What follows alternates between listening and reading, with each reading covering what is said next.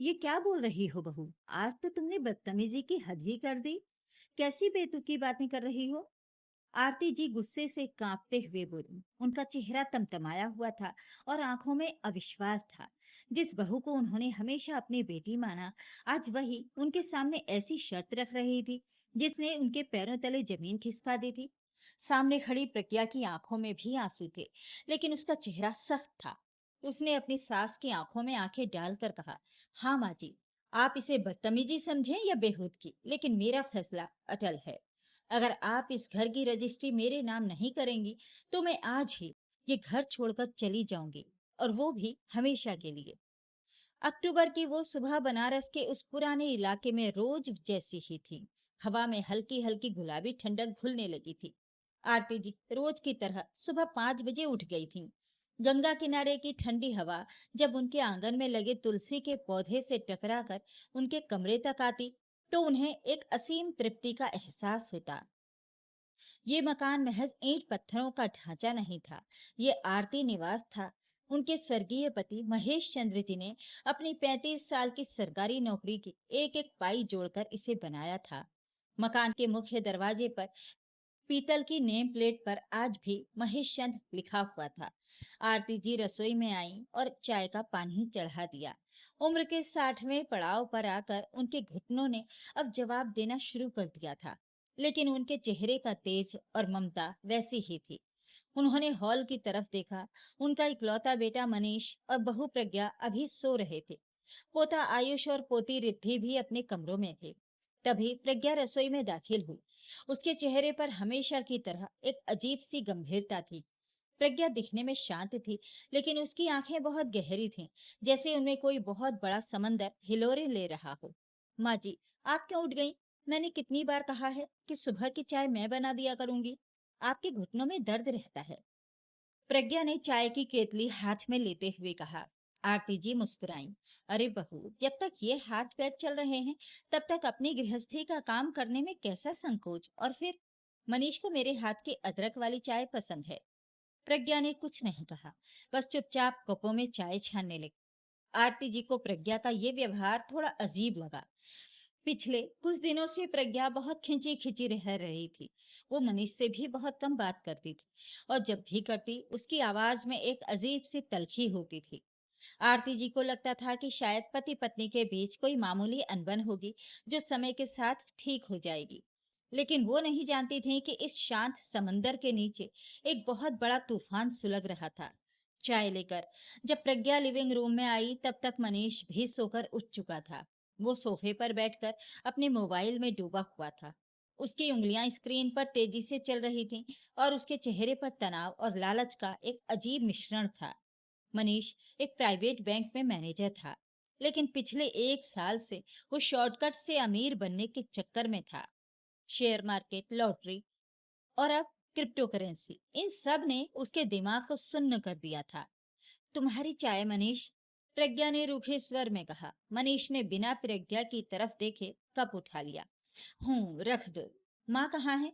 माँ जी नहाने गई हैं, प्रज्ञा ने कहा और सीधे मनीष की आंखों में देखा। उसकी नजरों में एक अजीब सी चेतावनी थी, जिसे मनीष ने भांप लिया लेकिन अनदेखा कर दिया। मनीष, तुमने उस बारे में सोचा जो मैंने कल रात कहा था? प्रज्ञा ने दबी आवाज में पूछा, ताकि आरती जी सुन न लें।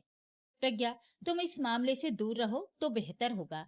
जो मैं कर रहा हूँ वो इस परिवार के भविष्य के लिए है।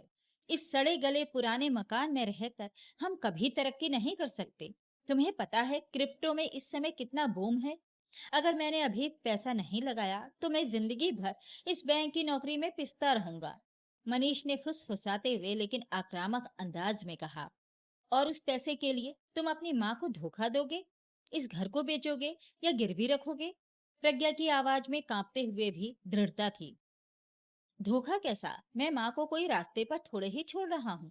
उनके लिए मैंने एक बहुत अच्छा इंतजाम सोचा है। शहर के बाहर एक बहुत ही पॉश सीनियर सिटीजन होम खुला है। वहाँ हर तरह की मेडिकल सुविधा है, सत्संग होता है, उनके हम उम्र लोग मिलेंगे। वो वहाँ ज्यादा खुश रहेंगे। और वैसे भी दिवाली के बाद मैं उन्हें 4 धाम यात्रा के बहाने ले जाऊंगा और वहीं शिफ्ट कर दूंगा। मनीष ने बेहद सामान्य तरीके से अपनी घिनौनी साजिश को सही ठहराने की कोशिश की। प्रज्ञा का दिल दहल गया। वो पिछले 3 दिनों से मनीष की इस योजना को अंदर ही अंदर जान चुकी थी। जब उसने उसकी कार के डैशबोर्ड में Shanti Niketan old age home का ब्रोशर और फॉर्म देखा था, प्रज्ञा ने मनीष को समझाने की बहुत कोशिश की थी, लेकिन मनीष पर इस समय पैसों का भूत सवार था। वो कर्ज में डूबा हुआ था और उसे किसी भी तरह इस घर के कागजात चाहिए थे, जो आरती जी की अलमारी में बंद थे। प्रज्ञा ने गहरी सांस ली। उसने समझ लिया था कि सीधे रास्ते से ना तो मनीष मानने वाला था और ना ही आरती जी को विश्वास दिलाया जा सकता था। अगर वो आरती जी को सीधे जाकर बताती कि आपका बेटा आपको वृद्धाश्रम भेजने की तैयारी कर रहा है, तो आरती जी कभी विश्वास नहीं करती। वो उल्टा प्रज्ञा पर ही घर तोड़ने का आरोप लगा देती। ममता अंधी होती है, और आरती जी की ममता तो मनीष के लिए कुछ ज्यादा ही अंधी थी। प्रज्ञा ने मन ही मन एक बेहद कठिन और आत्मघाती फैसला कर लिया था। उसे खुद को विलेन बनाना था, ताकि वो अपनी सास की छत और आत्मसम्मान दोनों को बचा सके। दोपहर का समय था। बच्चे स्कूल गए हुए थे। आरती जी दोपहर की झपकी ले रही थीं। मनीष ऑफिस से आधे दिन की छुट्टी लेकर घर आया था। उसके साथ उसका एक दोस्त और प्रॉपर्टी डीलर पवन भी था। दोनों लॉबी में बैठकर धीरे धीरे बातें कर रहे थे। प्रज्ञा रसोई में खड़ी होकर उनकी हर बात सुन रही थी। देख मनीष, बात साफ है, पवन ने चाय की चुस्की लेते हुए कहा। इस प्रॉपर्टी की मार्केट वैल्यू इस समय कम से कम 2 करोड़ है। मेन रोड के पास है, कमर्शियल इस्तेमाल भी हो सकता है। अगर तू इसके कागजात मुझे सौंप दे, तो मैं बैंक से इस पर 1.5 करोड़ का लोन तुरंत पास करवा दूंगा। लेकिन समस्या वही है, रजिस्ट्री तेरी माँ के नाम पर है। उनके साइन या अंगूठे के बिना बैंक फूटी कौड़ी नहीं देगा। मनीष ने अपने बाल नोचते हुए कहा। वही तो मुसीबत है यार, माँ इस घर को लेकर बहुत भावुक हैं। वो कहती हैं कि ये उनके पति की निशानी है। मैंने पिछले हफ्ते बातों बातों में उनसे लोन की बात की थी। वो तो रोने लगी। मुझे समझ नहीं आ रहा कि उनके साइन कैसे लूं। एक तरीका है, पवन ने आंख मारते हुए कहा। तूने जो वृद्धाश्रम वाली बात कही थी, वो कब एग्जीक्यूट कर रहा है? दिवाली के ठीक बाद। मैंने वहां एडवांस भी दे दिया है। बस मुझे माँ से किसी ऐसे कागज पर साइन करवाने होंगे जो वो बिना पढ़े कर दें। मैं उनसे कहूंगा कि ये उनकी पेंशन के कागजात हैं या फिर कोई मेडिकल इंश्योरेंस के फॉर्म हैं। मनीष ने अपनी कुटिल योजना बताई। प्रज्ञा के हाथ में पकड़ा हुआ कांच का गिलास स्लैब से टकराते टकराते बचा। उसकी आंखों में गुस्सा और घृणा की आग भड़क उठी। उसका पति, जिससे उसने 7 फेरे लिए थे, वो इतना गिर सकता है? वो अपनी बूढ़ी बीमार माँ को धोखा देने के लिए इस हद तक जा सकता है? प्रज्ञा ने अपनी आंखें बंद कर लीं। उसे याद आया जब 7 साल पहले वो इस घर में ब्याह कर आई थी। उसकी माँ नहीं थी, और आरती जी ने पहले ही दिन उसके सिर पर हाथ रखकर कहा था, बहू तो इस घर की लक्ष्मी है, मेरी कोई बेटी नहीं है, आज से तू ही मेरी बेटी है। और आरती जी ने इस बात को निभाया भी था। जब प्रज्ञा के बच्चे हुए तो आरती जी ने रात रात भर जागकर बच्चों को संभाला था, ताकि प्रज्ञा अपनी पढ़ाई और आराम पूरा कर सके। जब प्रज्ञा बीमार होती तो आरती जी घुटनों के दर्द के बावजूद सुबह उठकर उसके लिए दलिया और चाय बनाती थी। नहीं, मैं ऐसा नहीं होने दूंगी। प्रज्ञा ने मन ही मन कसम खाई। माँ जी ने मुझे बेटी माना है, तो आज एक बेटी का फर्ज निभाने का वक्त आ गया है। अगर इसके लिए मुझे पूरी दुनिया की नजरों में और खुद माँ जी की नजरों में भी गिरना पड़े तो मैं गिरूंगी, लेकिन मैं उनके विश्वास और उनकी छत को नीलाम नहीं होने दूंगी। पवन के जाने के बाद प्रज्ञा सीधे मनीष के सामने जाकर खड़ी हो गई। मनीष, तुम जो कह रहे हो उसका अंजाम बहुत बुरा होगा। प्रज्ञा ने शांत लेकिन ठंडे स्वर में कहा। मनीष सकपका गया, लेकिन तुरंत अपनी आवाज को कड़ा करते हुए बोला, तुम फिर आ गई अपनी नैतिकता का भाषण लेकर। प्रज्ञा, मैं तुम्हें आखिरी बार चेतावनी दे रहा हूँ, मेरे काम के बीच में मत आओ, वरना नतीजा अच्छा नहीं होगा। नतीजा तो वैसे भी अच्छा नहीं होने वाला मनीष, प्रज्ञा ने उसकी आंखों में आंखें डालकर कहा। लेकिन एक बात याद रखना, इस घर की तकदीर का फैसला अब मैं करूंगी। मनीष हंसा। तुम तुम क्या करोगी? घर माँ के नाम है, बेटा मैं हूँ। तुम तो सिर्फ इस घर की बहू हो। तुम्हारी हैसियत ही क्या है इस घर में? प्रज्ञा ने कोई जवाब नहीं दिया। वो चुपचाप अपने कमरे में चली गई और अलमारी से अपना फोन निकाला। उसने शहर के एक नामी वकील मिस्टर सिन्हा को फोन मिलाया, जो उसके पिता के पुराने दोस्त थे। हेलो अंकल, प्रणाम। मुझे आपसे एक बहुत जरूरी और गोपनीय काम है। मुझे एक वसीयत और कुछ विशेष दस्तावेज तैयार करवाने हैं। हाँ, आज शाम को ही मैं आपके ऑफिस आ रही हूँ। प्रज्ञा ने फोन रखा। उसके चेहरे पर अब एक कठोर मुखौटा आ चुका था, वो मुखौटा जिसे पहनकर उसे उस औरत पर वार करना था जिसे वो अपनी माँ से बढ़कर मानती थी। ये वार दर्दनाक होने वाला था, लेकिन ये जीवन रक्षक भी था। शाम को प्रज्ञा किसी को बताए बिना वकील मिस्टर सिन्हा के चैम्बर में पहुंची। सिन्हा जी प्रज्ञा के पिता के समय के थे और प्रज्ञा को अपनी बेटी जैसा ही मानते थे। आओ बेटा, बैठो। फोन पर तुम बहुत परेशान लग रही थी, क्या बात है? मनीष के साथ सब ठीक तो है ना? सिन्हा जी ने चश्मा उतारते हुए पूछा। प्रज्ञा की आंखों से आंसू बह निकले।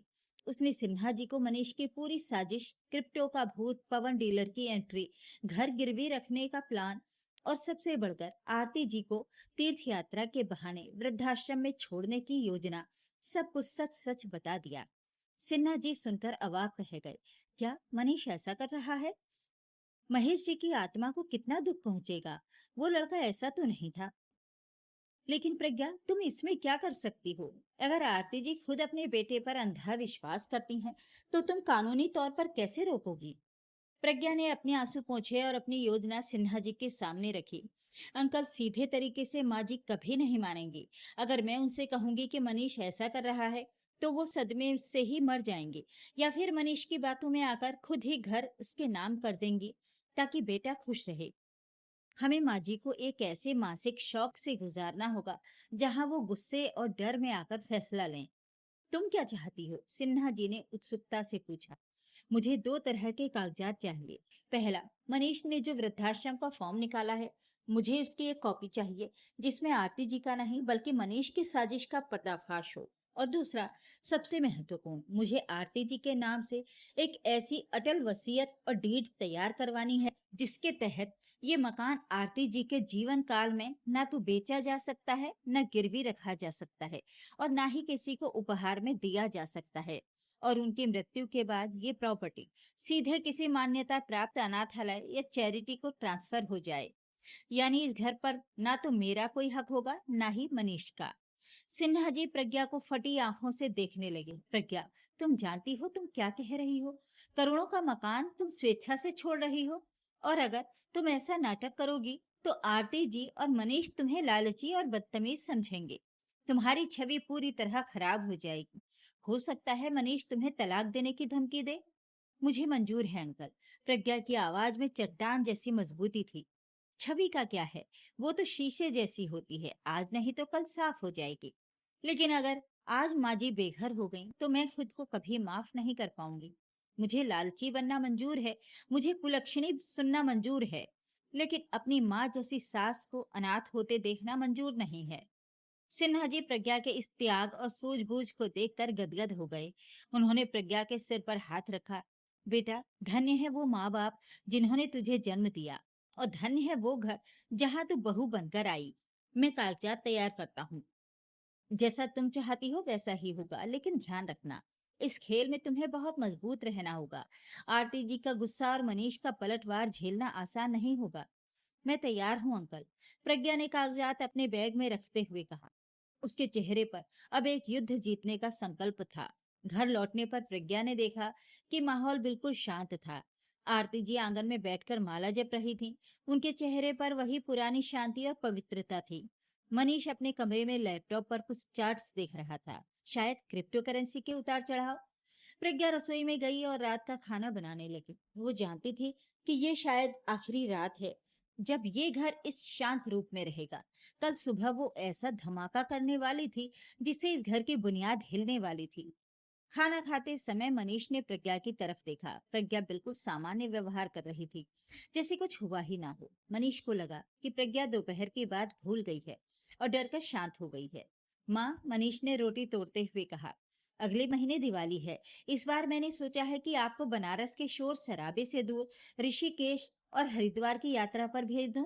वहाँ एक बहुत अच्छा आश्रम है जहाँ बुजुर्गों के लिए विशेष पूजा होती है। आप हफ्ता 10 दिन वहाँ रहकर आइए। आरती जी की आंखें चमक उठी। सचमुच मनीष, तू कितना सोचता है मेरे बारे में। मेरा भी बहुत मन था गंगा आरती देखने का, लेकिन बेटा अकेले जाने में थोड़ा डर लगता है। अकेले क्यों माँ? हमारे ऑफिस के एक कोलीग के माता पिता भी जा रहे हैं और वहां आश्रम की अपनी गाड़ी आती है लेने। आपको कोई दिक्कत नहीं होगी। मनीष ने बड़ी सफाई से झूठ बोला। प्रज्ञा ने अपनी थाली की तरफ देखा। उसका गला रूंध रहा था। वो जानती थी कि ऋषिकेश के उस आश्रम का सच क्या था। वो कोई पर्यटन स्थल नहीं, बल्कि वही शांति निकेतन वृद्धाश्रम था जिसका फॉर्म मनीष के बैग में था। मनीष अपनी माँ को हमेशा के लिए वहां छोड़कर आने की योजना बना चुका था। प्रज्ञा ने मनीष की तरफ देखा और अपने मन को कड़ा किया। बस कुछ घंटे और मनीष, तुम्हारा ये नकाब मैं खुद उतारूंगी। उसने मन ही मन कहा। रात को जब सब सो गए, प्रज्ञा जागती रही। उसने अलमारी से वो कागजात निकाले जो सिन्हा जी ने तैयार किए थे। उसने उन पर एक बार फिर नजर डाली। ऊपर से देखने पर वो कागजात बिल्कुल वैसे ही लग रहे थे जैसे कोई प्रॉपर्टी ट्रांसफर या गिफ्ट डीड के कागजात हों, लेकिन अंदर की कानूनी भाषा पूरी तरह अलग थी। उसने मनीष के कमरे की तरफ देखा जहां से उसके खर्राटों की आवाज आ रही थी। प्रज्ञा ने तकिए के नीचे कागजात छिपाए और आंखें बंद कर लीं। कल की सुबह एक अग्नि परीक्षा होने वाली थी। तो ये था इस कहानी का पहला भाग। दूसरा और अंतिम भाग जल्द ही अपलोड कर दिया जाएगा। तब तक इस कहानी को लाइक करें, शेयर करें और मेरे चैनल को सब्सक्राइब भी जरूर कर लीजिएगा। धन्यवाद।